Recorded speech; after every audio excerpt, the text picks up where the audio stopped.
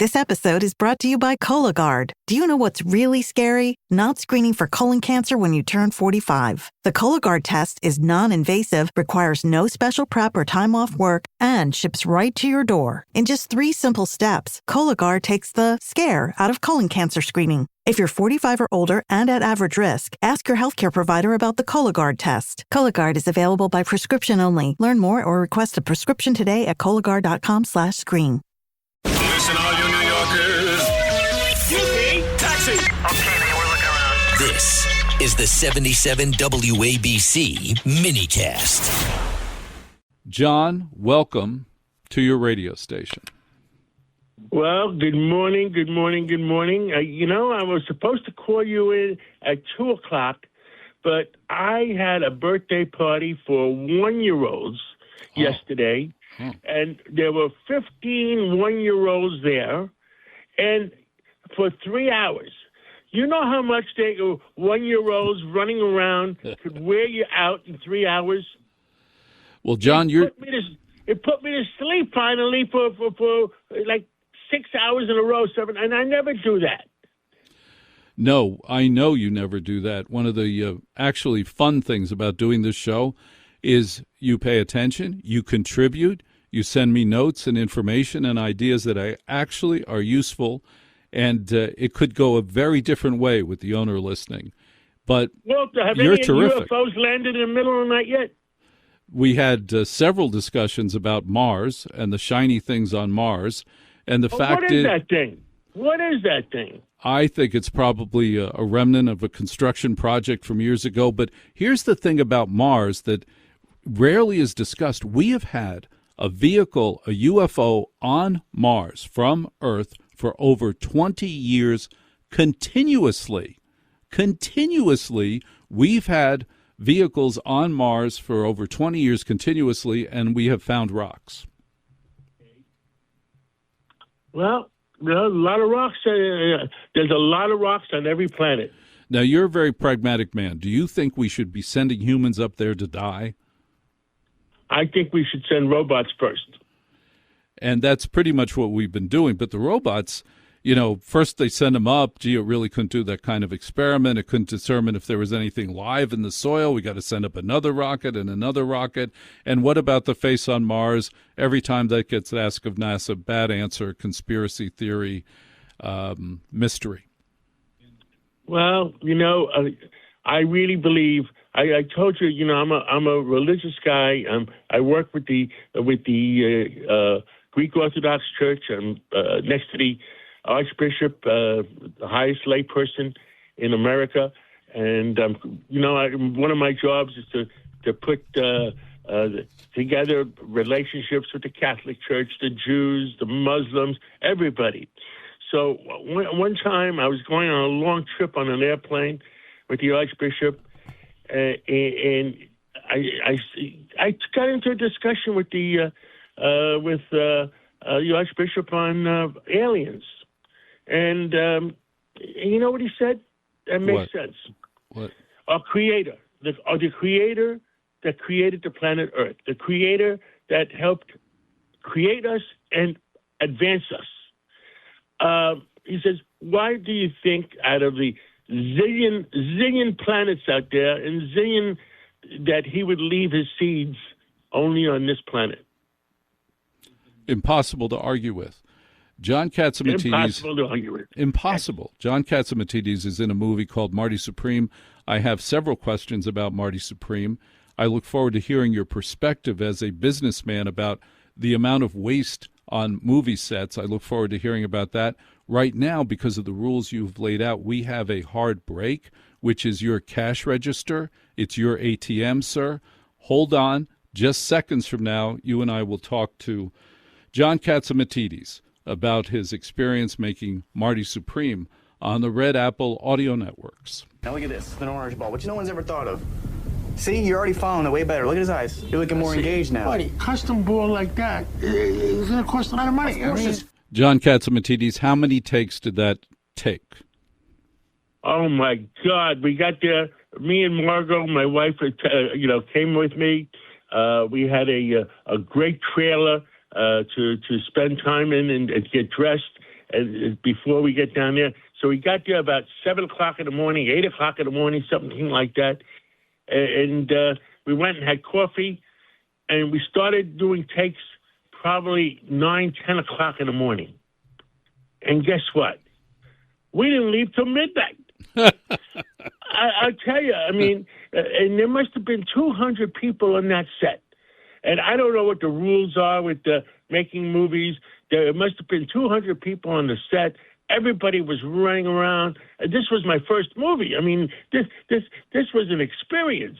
Everybody was running around. And finally, when we got to sit down to do the set, to do the scene, I'm sitting opposite this guy. And I found out eventually it was Timothée Chalamet. and he's a young guy and he's a young star. And I didn't necessarily know who Timothée Chalamet was. No, why would you? And I got upset at the director at one point. I said, "How come you're paying all the attention to him and not to me?" It's a very fair question. But we did 25 takes. Josh Safdie, the director, producer, writer. I mean, he's the boss. He ran the operation. He's a perfectionist, and he wanted everything to be perfect. So, I run a business. I've been in every business that you can imagine. I've been in the banking business. I've been in the oil business. I've been in the real estate business. Every business you can imagine, I've been in it. And I admire Josh Safdie because he was a perfectionist. He wanted to have a great scene. If it was off, I tell my people that, I'll give you an example, that run the supermarket business, to try to achieve 100% of perfection. It costs too much. Try to achieve 95% perfection. You can't have every can on the shelf facing in the right direction. But Josh Safdie did a great job. If I ever owned a movie studio, or don't put it past me. You never know. If a good deal comes along, you never know what I do. Josh Safdie, I'd be the first person I'd say, why don't you come in and let's do a movie together? But it was a great movie. It was a great experience. I played opposite. He picked me. He was looking for characters, and I guess he classified me. He knew about me. He knew I ran for mayor in 2013 in New York, that I was a New York character, like a Bill Fugazi. He was a New York character. Donald Trump, a New York character. New York has unique people that always made news or always were in a newspaper because they were characters. And he's the one selected me. And later on, he finds out. And because he does it, it's not about Marty Reisman, the original big ping pong guy, because this is it's part of him, but he gets upset anytime you say to him, "Oh, is this about Marty Reisman?" Marty Reisman was a world-class ping pong player back in the 50s, the 60s. It was similar to Marty Reisman, and Marty Reisman never did the thing with the orange ping pong balls. So I had a scene that my son in the movie was the best friend of Marty Reisman. And what happens? Marty Supreme, what happens is he comes up with a gimmick that we should have orange ping pong balls. And because you could see the ping pong ball coming at you. And I played myself. I said, what the heck you need these orange ping pong balls for? And there was another scene that people talked about. where I wanted to be one-on-one with Marty Reisman, and my son in the movie was sitting there, and I said, get me the damn coffee. But that's me normally. I mean, that's the real John Catsimatidis. And I guess that's the reason, Josh Softy picked me out. It looked like your office, John. It looked like your office, John. Papers all over the place. Exactly. But that's me. That's me. That's you. Let's review that scene again. Now look at this, an orange ball, which no one's ever thought of.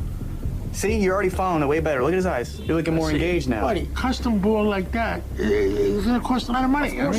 Now, as a great entrepreneur, sir, John Catsimatidis is a great entrepreneur who's the star of Marty Supreme that could easily win an Oscar tomorrow. But as the star of this movie, when you walked in and you saw there were 200 people working on this set, did it kick in something in you as an entrepreneur like, what do they need all these people for? The amount of money they could save, does this make any sense? Did you have that reaction?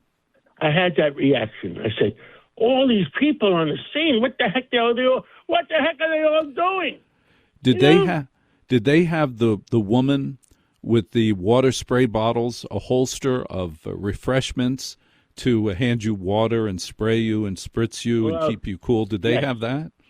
Yes, there was water all over the place. Everybody, it was like going to high school. They had a cafeteria bar. They had this. They had that, and everybody goes to the cafeteria between 12 and 1, or 1 and 3, or whatever. But it was an experience. I've never done a movie before, and this was a real Hollywood movie. I think the budget was $70 million, $80 million. I don't know. Whoa! Yes, it was a real Hollywood movie. Whoa! Yeah. Well, now I knew from the director and all, and you and Chardonnay, that it was a real Hollywood movie. But I don't see $70 million in that movie. There were no special effects, were they? There were street scenes and a lot of sets. What does it cost to have 200 people running around? It cost a lot of people to have 200 people running around. Now, did you have any time with Kevin O'Leary? Did you get to share a millionaire conversations with him? Yeah, he's a character of all characters, and I interviewed him on WABC and in New York, and it was an interesting interview.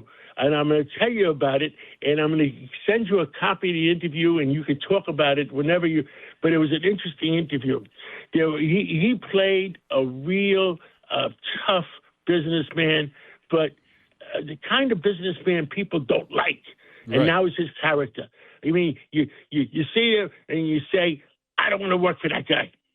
That's the character he played, and I don't know if that's a real Kevin O'Leary. But and I said to him, Kevin, the Marty Supreme, Marty was trying to borrow. He was trying to borrow money from me for ping pong balls, and he was trying to get Kevin O'Leary's character, who owned a pen company or something worldwide, to send him to Japan to play the big movie role, to play the ping pong role. Right. He owned an ink company. At one point, just to show how superior he is as a boss, which I think the nicest way I could say it, sucks. And he said to Marty, he said he's in a big party with a bunch of his other friends. They were having a big black tie party. Right. And he says, and Marty snuck into the party, and that's the way he got to see him. He says, "Go to my office and there's a ping pong, there's a battle," and he says, "Okay." So they're sitting around smoking cigars and laughing with his other rich bosses, and Marty goes into his office, gets the paddle, and he says, "You really want to go to Japan?" He says, "Yes, I'll do anything." He says, "Drop your drawers, drop your pants, and bend over." So there is Marty dropping his pants, his bare ass, and there he goes with Kevin O'Leary's character, and he's going to whack him on his behind. And they did 20 or 30 scenes. It wasn't a double? Wait, I'm going to get to the punchline. Ready? I said to Marty, he was I'm sure there was a double playing him. He says, well, when we were shooting till midnight, there was a double. But then Timothée Chalamet said, I want to do it myself. So when I announced to a million people listening, or millions of people listening to our radio show, that was really Timothée Chalamet's butt.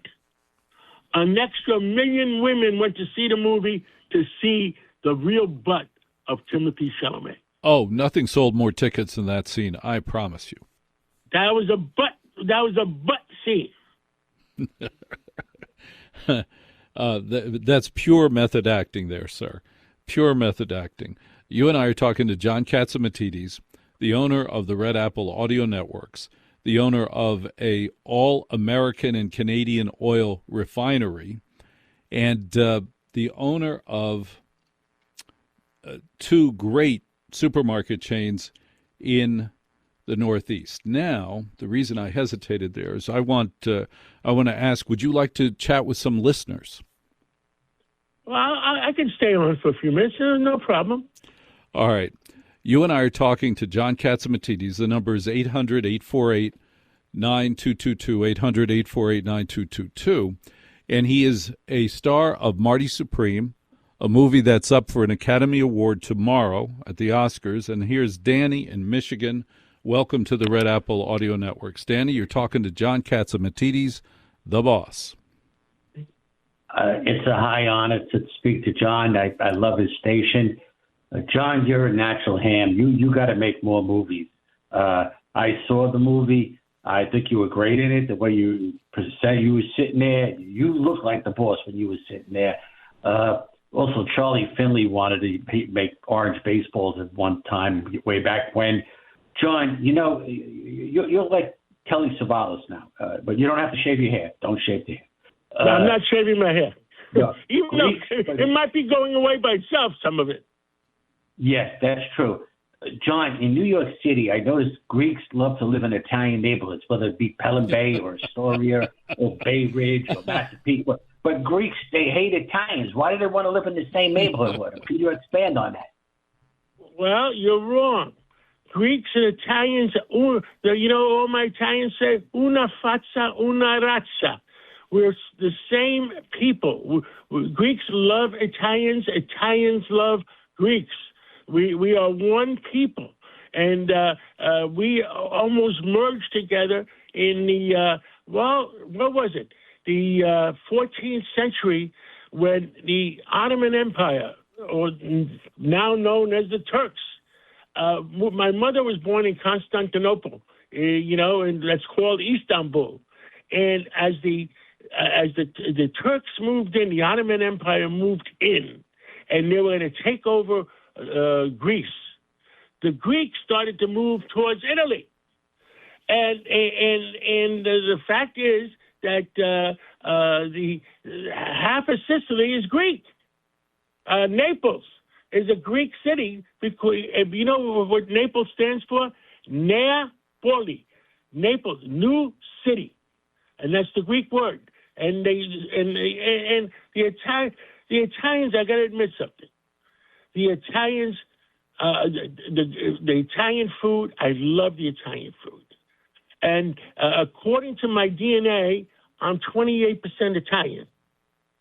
And so we're one people. And the Italian people are great. I'm a member of the Columbus Club in New York City. I spend a lot of time with my friends. I spend a lot of time with the Greeks. I mean, we had a big loss in the Greek community last week. We lost the big Ernie Anastas. Ernie Anastas was the greatest. I mean, I can't imagine Ernie Anastas without a smile on his face. He always had a smile on his face. He was 82 years old, but he didn't look a day over 62. He didn't look a day over 42, the SOB. He was incredible looking and nice and professional and defined how you're supposed to behave as a broadcaster. Thank you very much for the call at 800-848-9222, 800-848-9222. Now, you own an oil refinery. We need to chat for 60 seconds about the price of oil and what you think the situation in Iran is going to do. And before I forget, I'm going to leave you an MP3 that you might want to use on your show. I asked an Israeli citizen tonight in Israel. He's in Israel. He has 7 kids in Israel. The bombs are going off over him. And I said to him, what do the people of Israel feel about Donald Trump and about what he's doing with Iran, and how do Israelis view Donald Trump? He said, we think he is the greatest president in history. We love everything he's doing for us. We have always respected him. He went on and on and on, and that might be something the president might want to hear. Now, you own an oil refinery. Could you please share with us what you think the future of the price of oil is? Yes, the BBC called me last week because they wanted the American perspective. The BBC, and I was on with the BBC for the European point of view of the American perspective, and I was on with CNN London, CNN International. And, for some reason, they don't like us. That's the feeling I want. And they had a position to push within the European community. And, the European community is, I hate to use the word left and right, but they've been moving left for so long that the European community is in danger of being taken over. If people keep moving in, and I'm talking about the Asian people, I'm talking about the Arab people. One of the reasons for Brexit? What? The British woke up one day. Great Britain was 67% British. Right. And they woke up one day about 10 years ago, 15 years ago, and they said, oh, crap, we're only 47% British. Right. Because they got invaded. They got invaded from Africa. They got invaded from some of the Muslim nations, the Arab nations. They got invaded from all over the place. So they had an oh crap moment, and I firmly believe that's the reason. So when I was in Greece, because I'm a Greek background too, 2 years ago to introduce Mike Pompeo on something, I gave a firm speech. And you know what I said? What? I believe Greece is for Greece. Italy is for Italians. Germany is for Germany. France is for the French. Great Britain is for the British. We can visit, but let's have visitors, let's have workers, but let's not get invaded. Yes, sir. John on Long Island, welcome to the Red Apple Audio Networks with John Catsimatidis, movie star. Thank you, sir. Yes, it's quite an honor to speak with Mr. Catsimatidis, movie star and grocer extraordinaire. How are you, Mr. Catsimatidis? Well, I'm trying to, for the last 40 years, I go on television for an interview or something. So, Catsimatidis, the grocery man. And I've been trying to get rid of that title. You're the radio man. Now they call me the oil man. They call me the real estate guy. They call me. I said, I don't care what you call me. Don't call me late for dinner.